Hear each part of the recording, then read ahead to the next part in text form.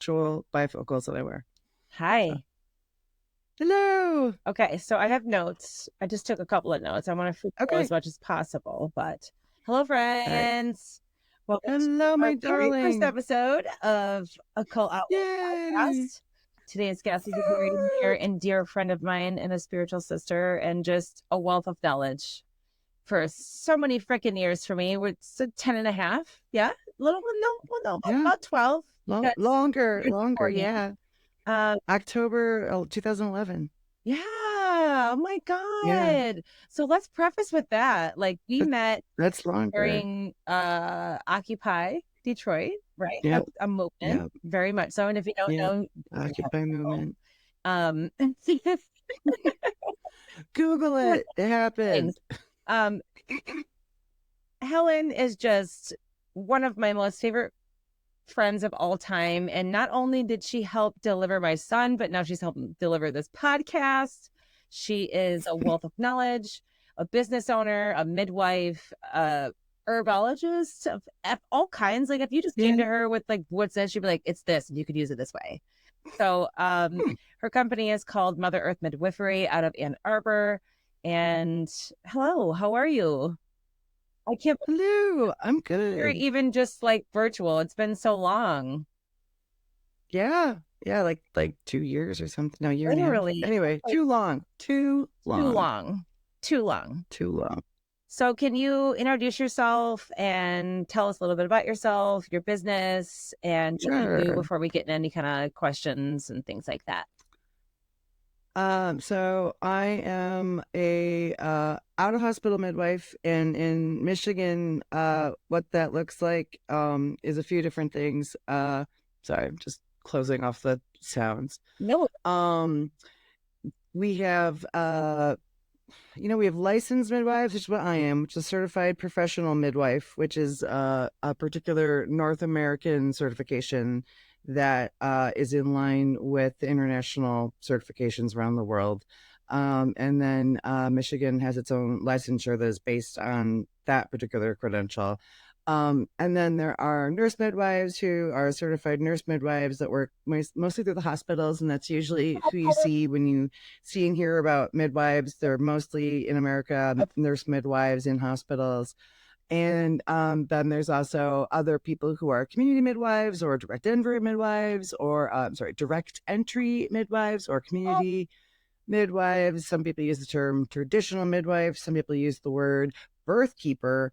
All of this is ridiculously political and doesn't happen in other countries. It's a phenomena pretty specific to America because about 120 years ago, there was a push by doctors to eliminate midwives for a number of reasons, none of which had to do with the health of people having babies or babies.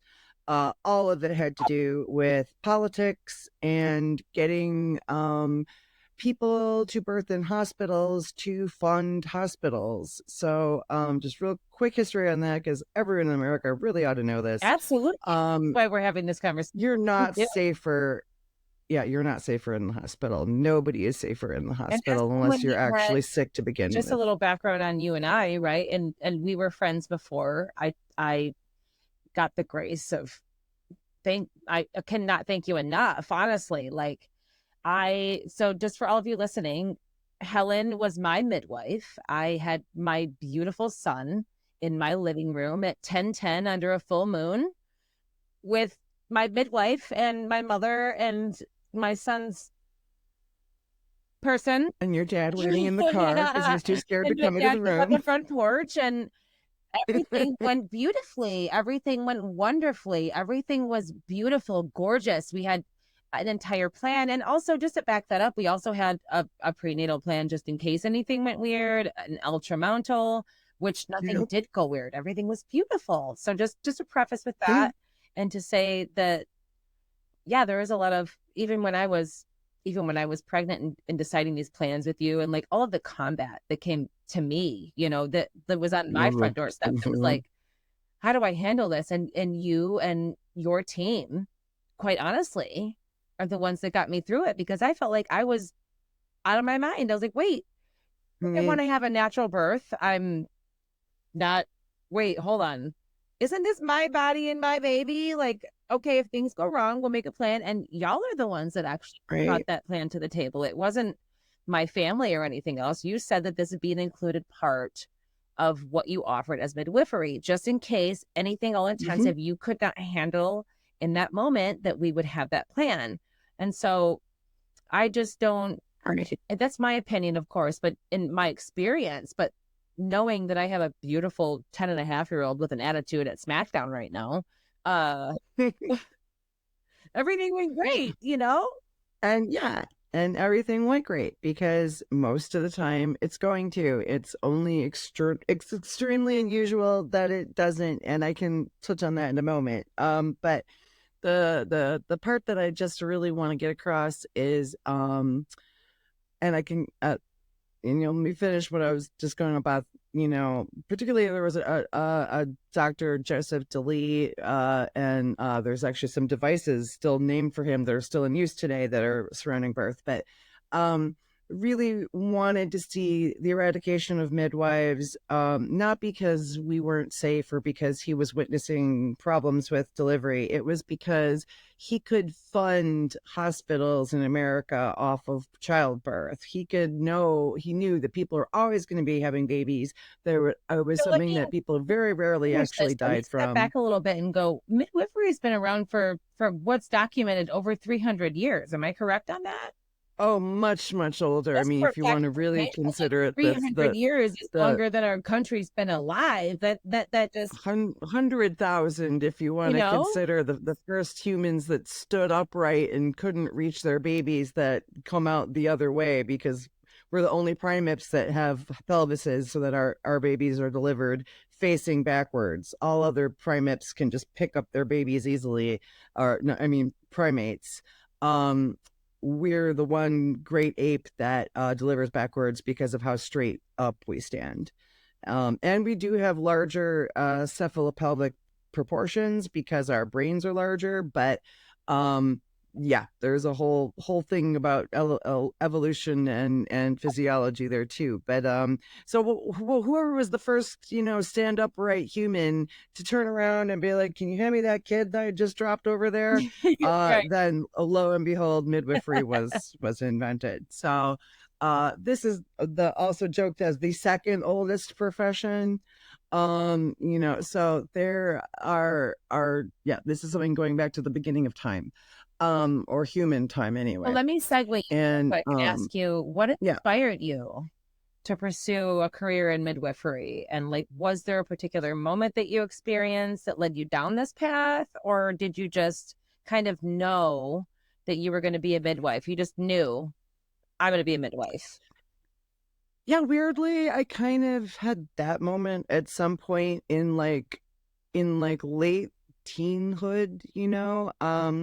I'd previously always thought I would be an actor, because that's what I always wanted to do. When I was a teeny tiny child, I think I remember thinking it would be neat to be a nurse or doctor, but I don't remember why I thought that then. But my grandmother taught theater, and I was really involved in theater when I was little. So that's what I thought I was going to do. And then, as I got older and I watched older family members and friends who went off to do careers in performing, how difficult that really was. I started to get an interest in natural health care. I just sort of started thinking, that might be tricky. So I'm going to go and into the lucrative and easy field of home birth midwifery. Yeah, that'll be great. So instead of taking the impossible road, I took the ridiculously hard one. Right.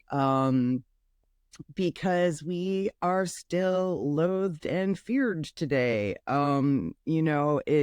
If you want to go all the way back to the witch trials, so you can go like 500 years ago in Europe. Yeah, right. There was huge persecution of anyone who helped anyone with herbs, or any woman living alone, whether she had ever attended a birth or not, or worked with herbs. Like, you're living alone, you're a woman, you're a witch. Right, and there's a whole misinterpretation of James the First's demonology and the oh gosh, the Witch's Hammer, which is the book that came after it, the whatever Maleficarum, which was the cardinals, I think, wrote that, or I forget exactly, but anyway, the people that then published the handout on how to see a witch and what to do, and weirdly, James the First actually in demonology published his book because he was just trying to inform the public. Do you He feel just wanted a lot of this is fear-based, typically processing things and then dumping them through the window to fear-based? And if that be the case, can you walk us through the process of the typical care of what a midwife provides to an expectant mother from an initial consultation to delivery in order to completely squash that fear? Because as someone personally who has went through your personal care, I likely am going to cry during this podcast because I'm already getting emotional. It was the most beautiful, unexplainable experience. And the older I get, the more I feel like the farther away I get from it, I feel like the more I can explain it, which is odd. But maybe that's the hormones and things, and we'll kind of touch base back on that in a minute. But yes, I'll leave it's you definitely fear-based. Yeah, nobody. I think this is a topic for a whole other podcast. The Piscean age. It's dying. We're glad. But anyway, so at the tail end, right? Yeah, here we are finally at the tail end of the Piscean age, which has been all about overlords and underlings. Yeah, very much the second class citizens inherently have been women always, and also the more rational and calm-headed thinkers have been women always. So if you're a war-based economy like we are now, and certainly for the last 100 years, having fear surrounding childbirth is useful. It's a useful tool. And if you're a new country trying to develop a hospital system, having people to funnel through it who are likely to turn out okay, also were very helpful. So you can charge money for something that's going to happen for free anyway. And I'm not against building a hospital system. I'm against having done it on the backs of women, and even more specifically, women of color, even more specifically, the descendants of slaves who previously had their own culture of midwives who were serving them, who were doing just fine and had, their just taking care of their own community perfectly well. And then also immigrants, the immigrant population as well. So the hospitals really cracked down on Black midwives and on immigrant midwives, and then just on any other person who was a midwife. And even if there were places where there was licensure and they were licensed, there was an active, lobbying to overturn those laws. And also birth control became something that was regulated now. Strangely, Samuel Clements was involved with the first birth control case in Massachusetts. And regulating birth control and regulating abortion, which was the other reason why abortion's not illegal, because there's anything against it in the Bible for any reason. That's not it. It's because of this particular group of men wanting to make money off of controlling women's bodies. And part of how they could get rid of all the midwives was to get the Catholic Church to get behind this campaign to get rid of midwives, who were the ones providing most of the abortions. And so that is what they did between Joseph DeLee, the Catholic Church, and varying lobbying groups that he was in communication with, and his, people who came after him did the same thing. They managed to go from having only like fewer than 10%. I actually think it was more like 99, I think, even. Anyway, more than 90% of births at home in 1900 to fewer than 10% of births at home by 1950. So that's a huge changeover. Change, yeah. Yeah. So okay, let's say And from a to answer your question, yeah, we provide the same actual care that they do, but more because we talk to you and get to know you as a person and hear what you want also, and actually tailor our care to yeah, individuals. I think I could speak to being a person in your care, that you made me feel, and also like I did, you know, the doctor, the schedule for me, you suggested to go to doctor's visits as well and to pair up and everything as well. And I did that, and I did not feel as comfortable with the doctor. I did not feel like they were Yeah, answering my questions. I did not feel, and that's no diss to doctors. I'm not out here persecuting doctors. I'm not right. out here persecuting We aren't either. OBs, anything Yeah. like that. But my personal Yeah. experience with my current OB and what I was going through was not in alignment with what I wanted, I guess I should say. So Yeah. I did very Yeah. much so appreciate having that ultimate care, that at any time if something was weird, you know, if something went wild, you know, at one point in my pregnancy I had weird bleeding, you know, Hmm. you knew that Hmm. exact, you had a mapped out plan of what hospital that I should go to go be seen, and who to talk to and when to talk to them and how to talk to them. And it was this ultimate care plan that in that moment I couldn't have had. I couldn't have had that thing going on in my brain. You're like, Right. no, here's what we're Yeah. doing. I've already called them. This is going on. They're going to take care of it. And that Yep. was so many things, you know. So just to give to the idea of what that looks like to have a midwife is like having a best friend through pregnancy that knows what the fuck they're talking about. You know, it's But at least in your like, case, you actually had a yeah, best friend in pregnancy. But yeah, we actually but do yeah, try to be that's friends what it with our feels people. like, We love that our you're people, really and close with and another, yeah, you're really close yeah. with another person because When you're not already friends with a midwife, then you can become one when you're pregnant. And we yeah, we do. We love our people and we love staying in touch with everybody. And yeah, one of my first clients ever, 20 years ago now, is in Australia, and I still, wow. love talking to her How about many all of these babies have things you too. delivered in 20 years? Do you know the count? Um, I somewhere around 500 and some. I don't know Wow. exactly because I kind of lost track through some of the years that we were doing paper charting. I Wow. know that yeah, yeah. So That's I know it's incredible. yeah, yeah, it's That's pretty great. And when I 500 was able to souls that finally you get helped to bring that into the number, it was pretty world. cool. Yep, it was Holy pretty cool. smokes. And you're such a humble human being. You're just like, yeah, it's what I do. It's fine. You're like, no, Thanks. keeper of soul bringing. You're like, nah, it's fine. Are you okay? Do you need a tissue? Do you want some macaroni? It's okay.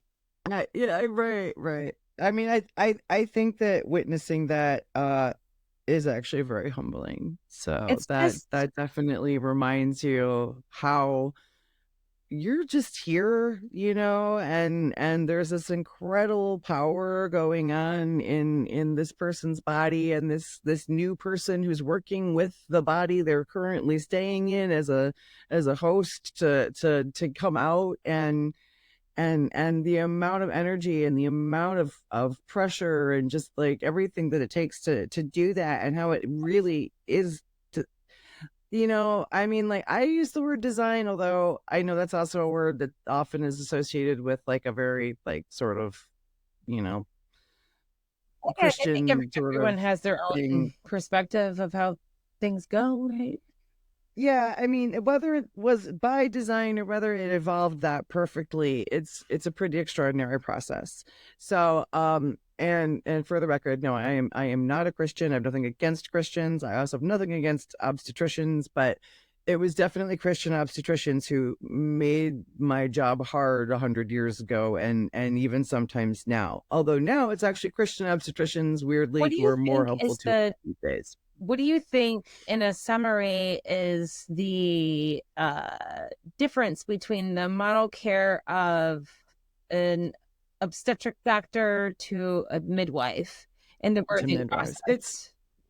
It's really different. I mean, the fundamental tenet of our practice is that, um, throughout prenatal care, we screen you the same way the doctors do and everything. So we are looking to see if you're developing anything that would require medical help. And we, like Jessica said, get you to medical help if you need it. That is our job. That's included in the package. But otherwise, And more than also just to kind of 95%. bumper this, as licensed midwives, right? Like you have the ability to contact the hospitals. You already have the plans, and like you did for me, you already had someone. It was pretty much like I showed up and they were ready to take care of me. So. Yeah.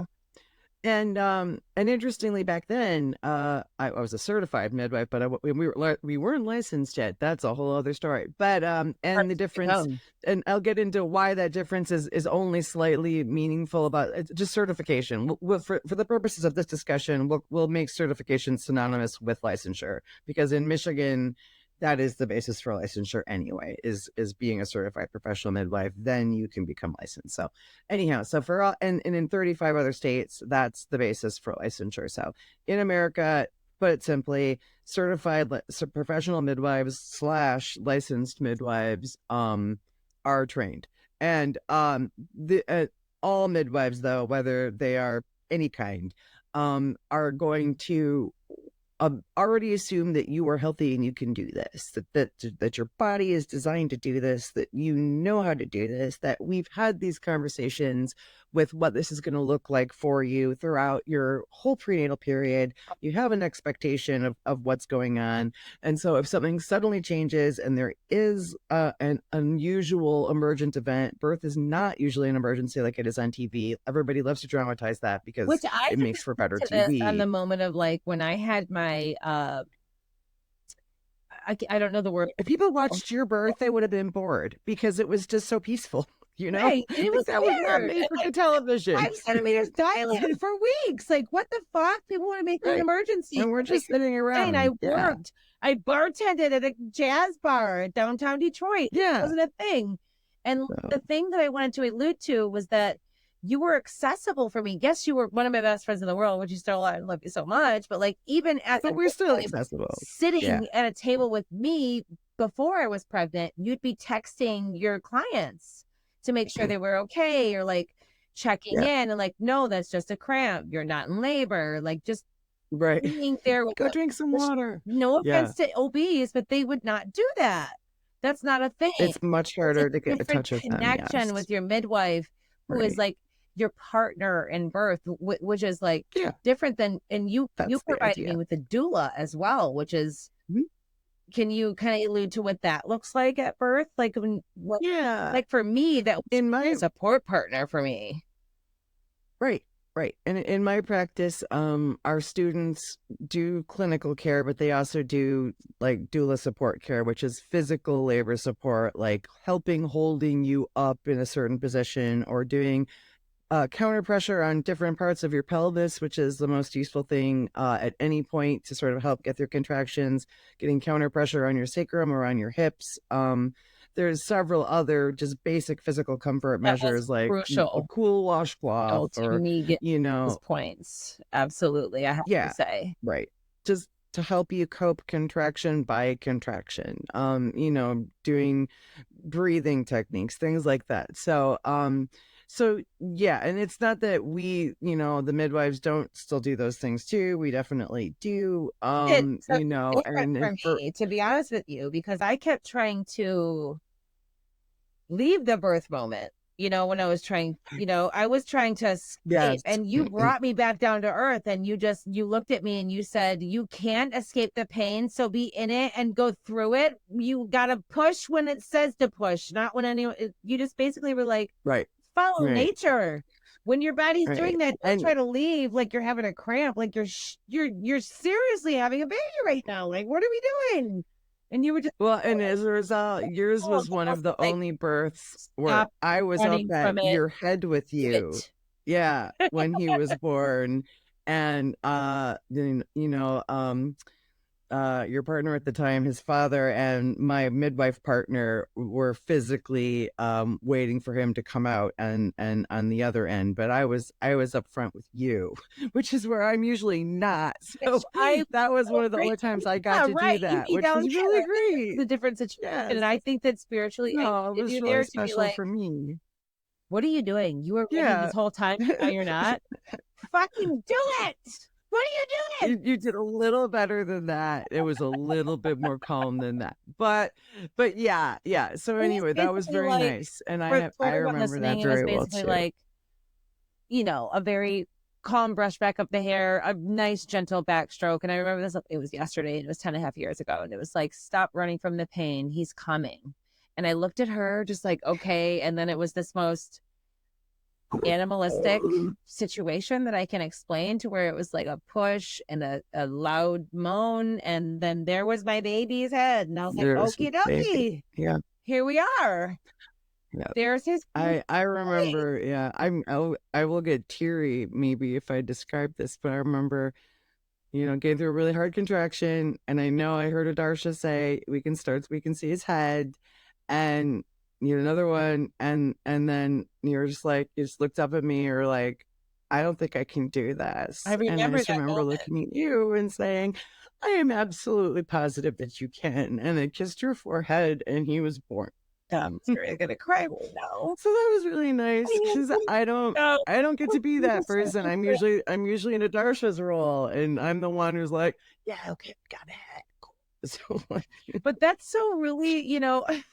Thank you for like going into your sweetness and weird. Well, like I said, I don't get to do that part very often. I'm usually the one on the other end. It's so beautiful, and I really wanted to highlight how wonderful midwifery is, and like, it's been around for so many years, and so many people have not gotten to talk about their story and how they got to have labor, or what they went through, or like different cultures that you've dealt with, and different storylines that you've dealt with, and different situations that you've dealt with, and like emergencies or anything else like that. And like, this is such a, to me, I am just so grateful for human beings like you, who still stand in this position and help women, and help freaky little boo-boos like little Waylon to the light, who is now 10 and obscene. He acts like he's 16, but and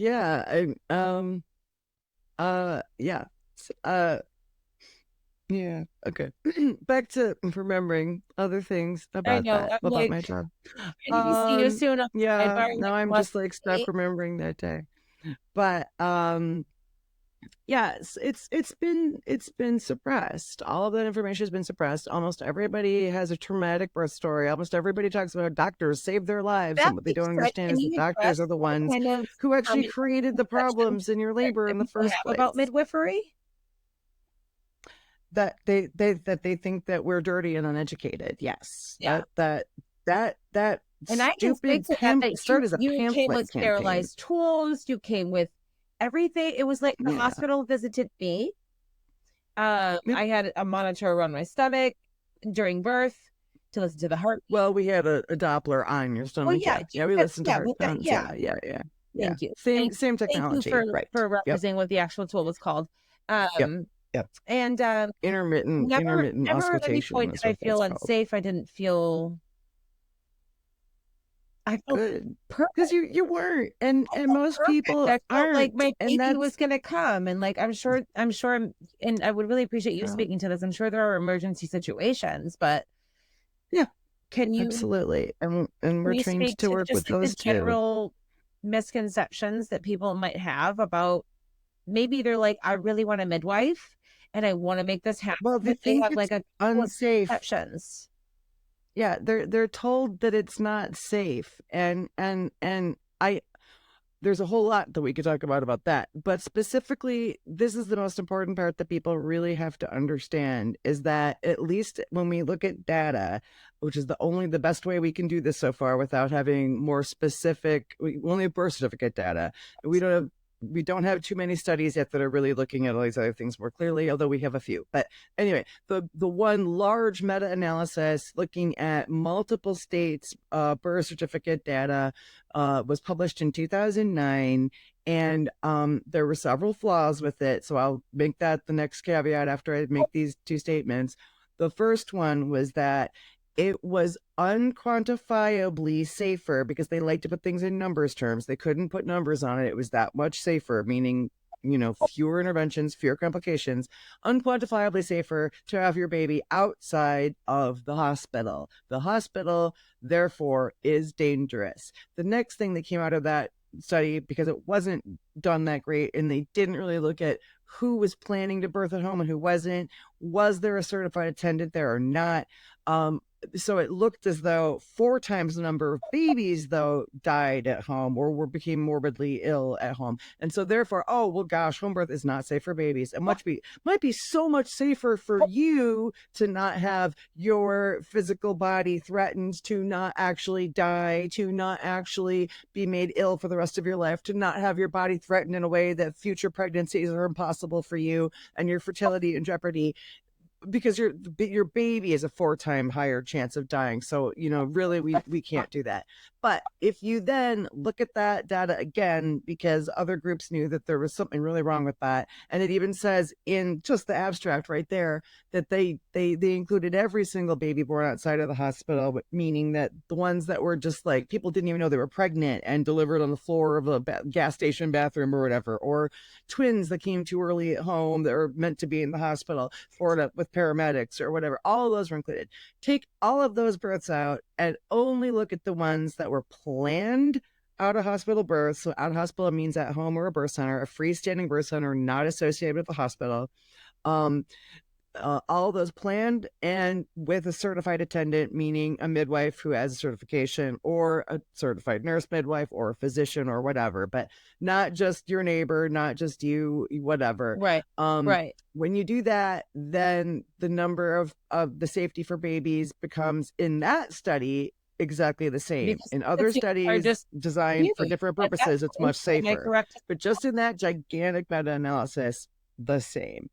So what we can deduce from that is, not only is it safer for the birthing person to be outside of the hospital, unquantifiably so, that is exactly the same for risk for your baby. So when people say, well, I don't think I should birth at home, I just want to make sure everything is safe, know that when you're going to the hospital, that's where the risk is. That's where you're more likely to experience unnecessary intervention, particularly that causes long-term morbidity and mortality, and that, depending on what demographic group you belong to, depending on what your ethnicity is, depending on what your socioeconomic status is, you have many, many more times the chances of dying than someone else who has greater privilege than you do. And it's just something that every human being should know. You were fundamentally fine. There's no reason why you can't just have a baby. You should probably have somebody who knows all the time, right? Yes, right. You should probably have somebody who knows what's going on, and when things aren't safe anymore, they're with you to do emergency saving measures and or get you to advanced care. What kind of training and certification is required to be a midwife? And we'll say I won't even say required, but what kind of training and certification does one need in order to safely to be a birth process through without endangering someone, et cetera, et cetera? And I'm sure that states and countries, everything else are going to differ, right? That's going to be, they are all, nothing is all inclusive with that kind of certification, but just to kind of generalize. So with your 20 years experience, what does one know? Right. I personally think, the very, very basic things you should know are what is too much bleeding and how to stop it. How to tell blood pressure, how to read blood pressure, and, when you need to go to the hospital and get medical treatment because the herbs and things aren't working. And frankly, if you develop high blood pressure in the middle of labor when you didn't before, you definitely need to be in the hospital. And how to resuscitate a newborn. And that's not the same as infant CPR. So when EMTs are taught infant CPR, and I have to be certified at infant CPR as well as neonatal resuscitation and infant, child, adult basic life support is part of my certification. But It is a different process. And so when EMTs come to your home after you've accidentally had your baby on the floor, they don't actually know what they're doing. Or if they are transporting to the hospital from a home birth and they don't let the midwife in the back of the ambulance, they're endangering that baby's life. Substantially so, because they don't know when to put oxygen on. They don't know how to put oxygen on or how much. They don't know why. They don't know what the right signs are to look for. So there's really there is a subtle, more advanced care that we provide. But if somebody were to just truly want to have an unattended birth, those are the things they really need to know is what's too much bleeding and how to help a baby breathe. Research, learn, go through processes, if you will, to be in these exact situations. Like this is what you're built for, is these situations. Right. So you mean so to be a midwife or to, I'm sorry, rephrase the question. Yeah, so as a midwife. Okay. So yeah, to be a certified professional midwife or the most dangerous birth, you just have that information that like, okay, that's a lot more this information. looks like. Yeah. So that's usually anywhere. The shortest programs are 2 years. I personally think that's way too short. I don't think that's enough time. It's like 2 years and 40 births or something like that, basically. Again, and numbers of clinic hours. I still think I think it is something like 1,000 clinic hours, but anyway, very few people can get done that fast. Most people find that they have quite a few more clinic hours by the time they even meet the birth criteria because of a lot of reasons. And there's other programs that I think are probably a little bit stronger, that are more like 4 years. And then most apprenticeships, there's also an apprenticeship model that you can do that's not really too available in Michigan. Michigan's really more set up to have people come out of accredited schools. But now anyway, although I did that apprenticeship process back then because that's all there was. And it's still fine depending on where you go and who you learn with and all that. But that's typically 2 to 6 years. And a beautiful, safe, wonderful baby who is 10.5 years old and off in the world right now. So, yeah. Yes. And he's beautiful, and he came out great and strong and perfect and beautiful. So, and we had no indication to think differently, and we were monitoring the whole time. So, which is another part that's like, I also had the support of you afterwards. You were there, right after the birth. You checked on me. We checked on this. We checked on the laceration, if any tears, how to care, how to latch, how to everything. It was almost like I have not had a child in the hospital. Okay. Obviously. Don't try it. If I were to have another baby, I would want to go midwife again, and just because of the amount of support, because I just don't feel like anyone I have chatted with, and I have another coming up here just talking about like hospital births too, which is like the support after, it's almost like bye, and then you're a parent now. It literally is. For me, I had 6 months of care with you after, and the support, and like, I'm getting emotional again, just like having that support to be like, hey, you're not crazy, so hold on, let's talk about what's going on, and this is what's happening, and here we are, and the baby's not latching because of this, and this is not going on because that's the wealth of knowledge that you provided to me, unequivocal to any other thing I can imagine. And honestly, I don't think any other certification, certainly not pediatricians, and honestly not lactation consultants either. Sorry guys, we love you. My love goes out to you, but really don't have the same level of training that we do either. We are probably the best people to go to for breastfeeding support also. And and I have nothing against, obstetricians today are trying to help. They want to. The system was set up in a bad way. The history of it is very scary and sad, but the people there today the ones who are still doing unsafe things, sadly, are doing it because that was their training. It's not that they're out to hurt you. And they're misinformed about our care, and they're misinformed about, certainly in Michigan, where they're able to work with us directly, and we can both be your primary if that's what you want. If you want to see both an OB and a home birth midwife, or a certified nurse midwife and a licensed midwife at home, you can do that. And I did that. I did that.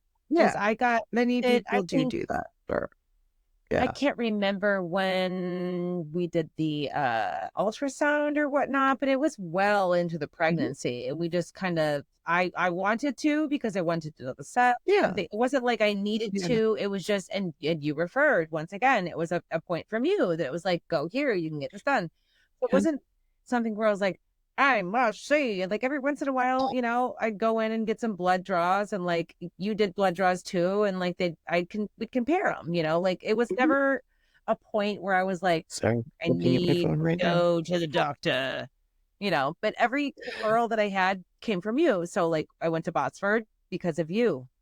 I did extra things because of you, and all the things came out beautiful and wonderful. And it wasn't necessary. It was just a little extra zhuzh. I wanted to know what was in there, what I was going to deal with.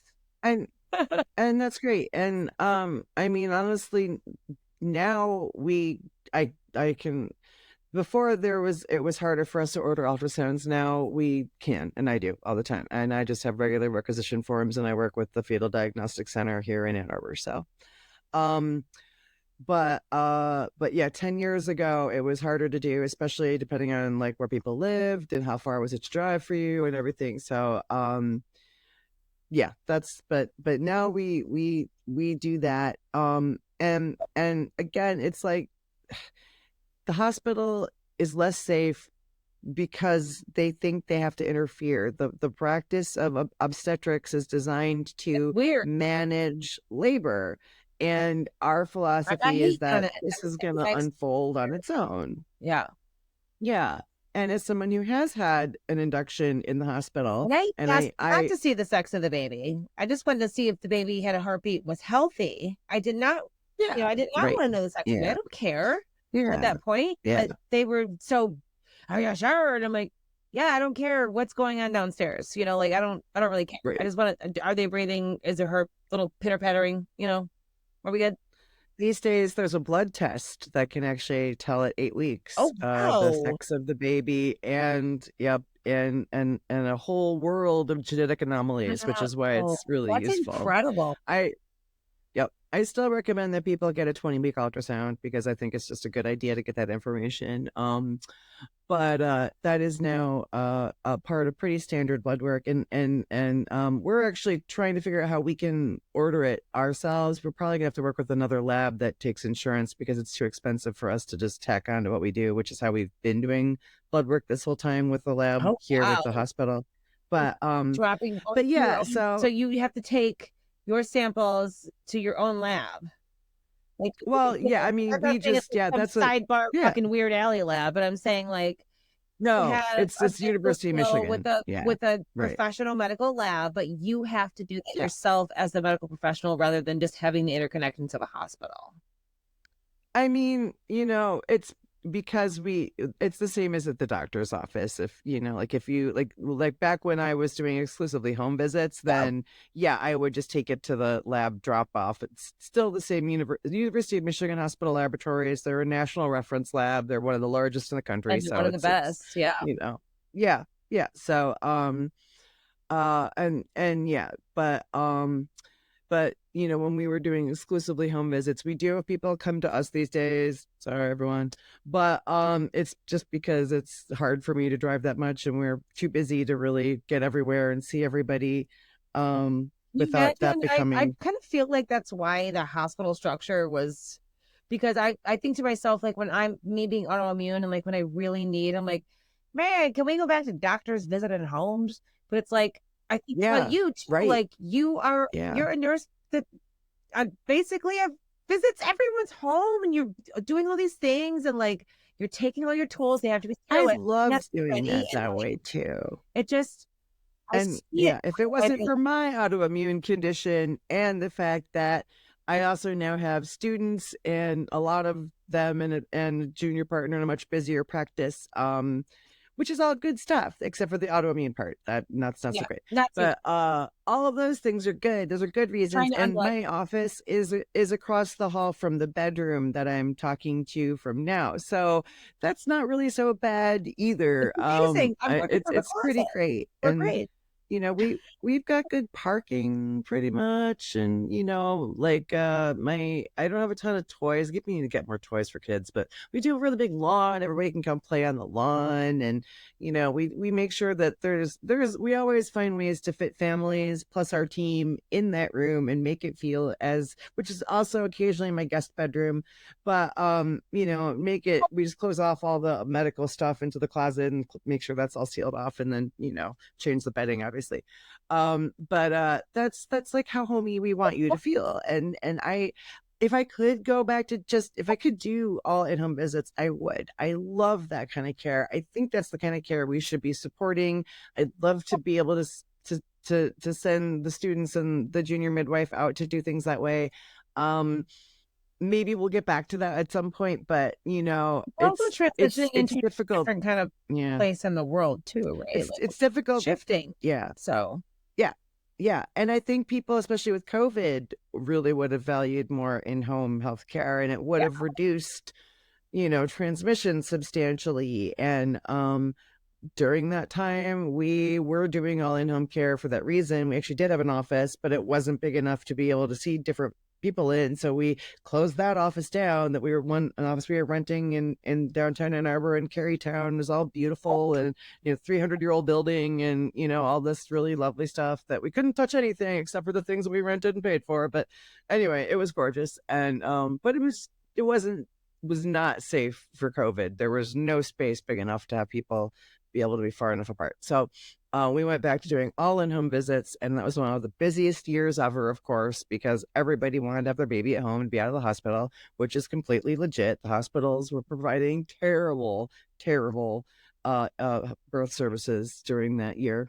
But yeah, we would stop at gas stations and like make sure we're parked far away from everybody and like strip down and then put everything into a bag and then seal off that bag. What advice would you give someone considering midwifery as a profession, or to expectant parents who are considering a midwife? Like with these things all considered, like all of these hiccups and moments and shifts and things that are happening, what kind of advice do you have for that? I would definitely, first of all, tell everyone to, look into your own heart and mind and decide for yourself where and who is right for you during your own birthing situation. And for I'll do prospective midwives after this. We'll do birthing parents first. That's what feels right for you. And if you are called to allow your body to unfold in its natural process and let your baby be born, in the way that is consistent with your body doing all of their physiological processes that you do, it's not very mystical at all to think of pooping as the most intimate way to get something that naturally comes out of your body, but it's kind of the same muscles and the same sense of intimacy to be on that. And also it's somewhere between pooping and having sex. So if you can to be there, make sure you're okay with it. Yeah, right. Yeah, like, yeah, it's like you're pooping. Like yeah. Who do you want there and where do you want to be when you're pooping and having sex? Yeah. Right. Do you want to be in your bedroom with all the things that are familiar to you and where you can close out the world and only invite in people that you know and trust and workers who know how to take care of you and your baby? Because we're not talking about pooping while orgasming, we're talking about having a baby, and to make sure you're safe and know what normal bleeding is and know how to help a baby breathe and know what's not normal. Do you want that? Or do you want to be doing that, medically managed? Right. Do you want a physician to come in with forceps and remove your poop because you're too tired and maybe it's taking too long? Or do you want to be able to like move around or do something different and try some more? And so, Do you want... that's necessary, right? But if you can avoid that situation to where it's not an emergency, it's a different experience. It's very rarely necessary. Yeah. And the other thing is if you start out at home with midwives and you transport to the hospital, then you can be pretty sure more of those interventions really were necessary, right? Because something was in the way.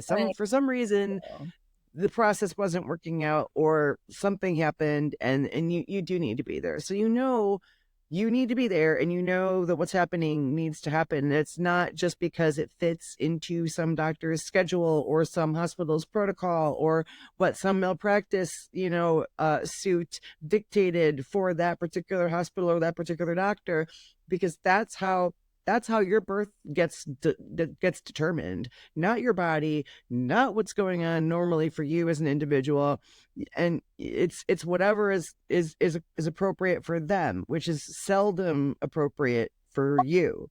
And that's the biggest problem. And that's the thing that people aren't made aware of. And that's the danger of having your baby in the hospital and not trusting that your body can do this. You're born to do this.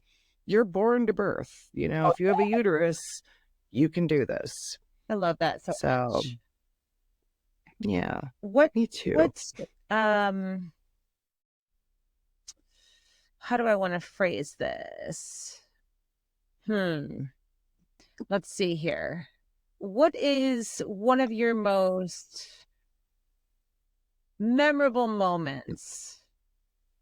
My hair keeps turning off my headphones, so sorry. No worries. Most memorable moment. Like just giving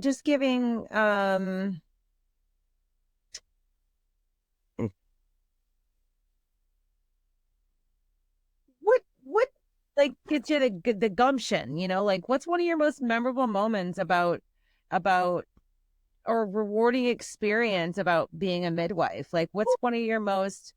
It could be a general, it could be anything, just kind of a sandwich of... We've talked about how beautiful it could be. We talked about how you pair with medical professionals and how it's safe and how, people have been doing this for hundreds, thousands of years even, and how different certifications are what they're going to be state-wise or country-wise and whatever. And just to kind of sandwich it up and like give a little smack on the booty to what we're talking about, like what's one of your particularly memorable experiences in your career as being a midwife? Honestly, I think we already said one of my favorites. So, that's probably the one that sticks in my head. But right off the bat, because I haven't, most of my own family are either not parents yet or have, are hospital birthers, which is fine. That's their choice, and I always support it. I love that that you don't persecute people that just want to have a hospital birth. Yeah, want to... It's fine. Choose that. You're just speaking for your realm of expertise and what you do. I think it's the making sure people have choices, making sure people know they have safe choices, making sure people know that they don't, they don't have to do things they're not comfortable with, allowing room for informed consent, really informed consent, and not being pushed into things that otherwise really isn't safe or appropriate. Yeah, you threw a bunch of... I think that was the reason why I really wanted to do this. My birth plan and all my paperwork, because I didn't know some of the things that I was looking at. Right. You were like, bring me that paperwork, we'll go through it together and we'll talk about it. And I had no idea.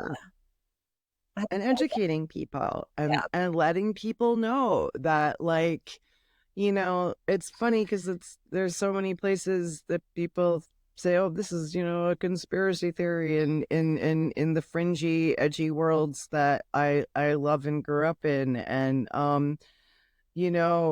this is one that's actually really true, and there's evidence to support it. Like, I don't know, maybe there might be aliens. There super might be. I have no idea, but there totally could be. The evidence there is.